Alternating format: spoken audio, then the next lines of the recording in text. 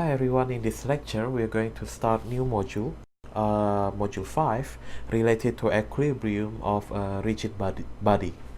In module 3 we have learned how to impose equilibrium equations on a system of particle, right? And we learned that it is very important in module 3, before we impose the equilibrium condition, to draw the free body diagram first, right? So the same thing in here in module 5, before we start imposing equilibrium conditions on a rigid body, the first thing that we have to do is to sketch proper and correct free body diagrams. Okay, so what is free body diagram, right? So free body diagram is a diagrammatic representation of an isolated system treated as a single body. Okay, and then this diagram involves a choice of a part of body or a body that to be isolated. Okay, so this is very important, that it involves choice of part of body or body that is being isolated. Okay, and later we will learn that there are three types of body that we typically discuss in static course. Okay, which is cable, truss, and beams. Okay, and the third important points in here is that in the free body diagrams we need to show all forces involved in that systems, including mechanical contact forces, external applied forces or moments, right? The weight of a body or structures, and internal forces has to be shown. Okay, and what are they? In the next few moments we are going to review all these type of forces that we need to include in the free body diagram. Okay,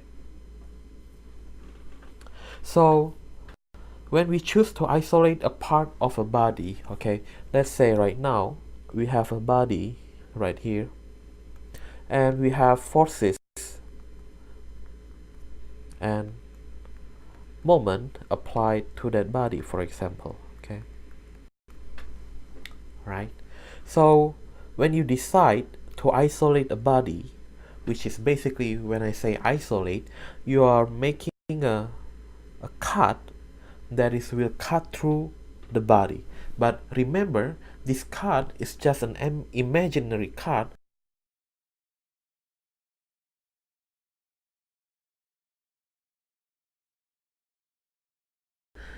The purpose of cutting this is such that we can draw a separate free body diagram, right?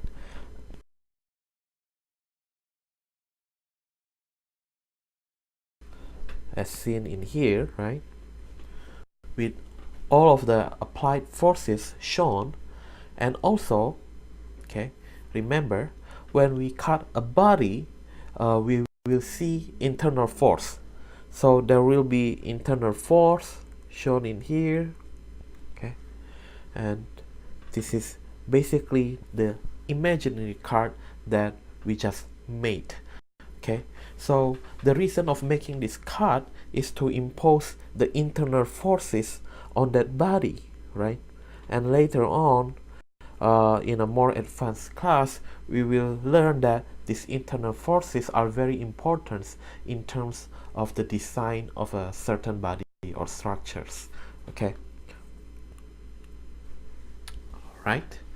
And depends on the body itself, these internal forces may be varied. Okay, so I repeat again, let's say that we have a body, right, with all forces are applying on that body, and it could be moment too applied to that body. And when we decide to make a cut on that body, right, when we separate the cut into left hand free body diagram and then the right hand free body diagram, right, the left hand free body diagram and then the right hand free body diagram, right, at the section where we make the cut, we will see the internal forces of that body. Okay, and then when we isolate a body at its mechanical contacts. Okay, so for example, if I have a body right here, and then I have another body right here, and I have this mechanical contact that is connecting these two bodies. Okay, and again I have applied forces applied on that body.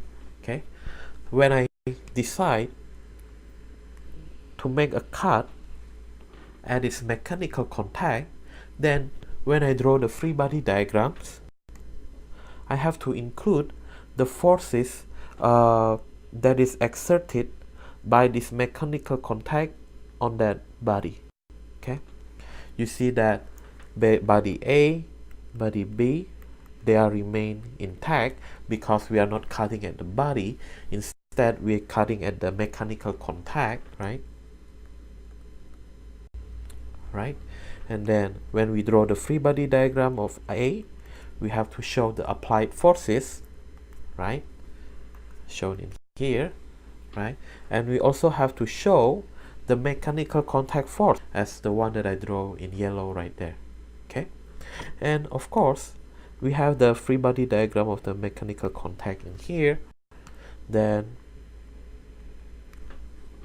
this is also the force, right? If this is F, then this is F, right? And then at free body diagram B, we have the applied forces, right? This guy, this guy, this guy remain the same. And then we have the contact, mechanical contact forces at point B,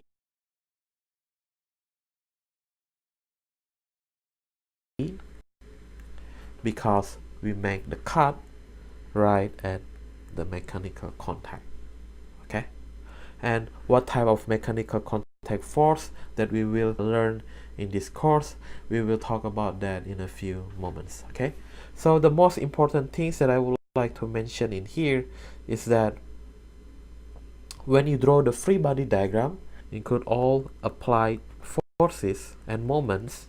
Okay, and then depends on where you perform the cut, you may need to include the internal forces. Okay, and these internal forces is depends on the type of body that we analyze. Okay, and then depends on where you cut again, you may want to include the contact forces. Okay, and these contact forces can be further divided into external and then internal. Okay, and this internal is what we often call as a support reaction,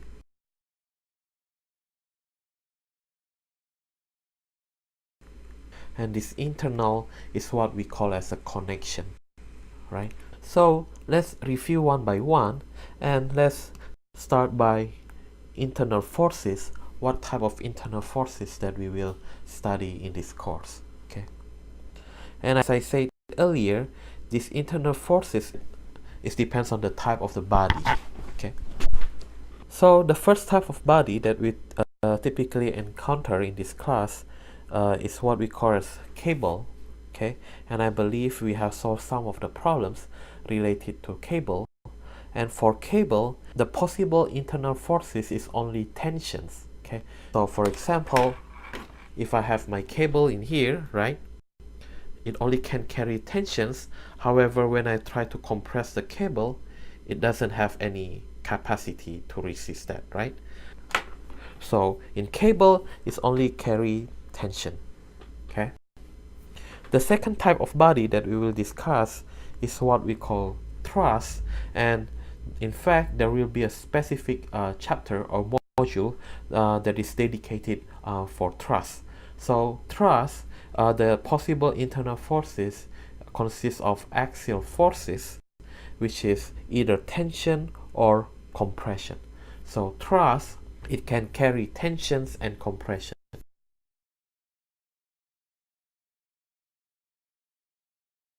So for example, if I have this member in here, when I try to pull it, right, when I try to pull it, it has some capacity to resist forces that I have in here.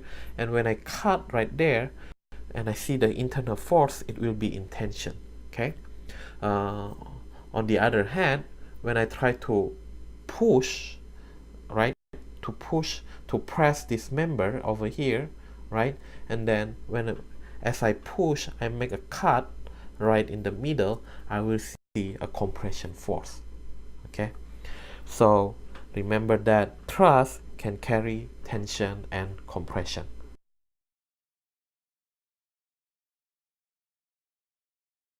Okay, the third type of body is what we call beam.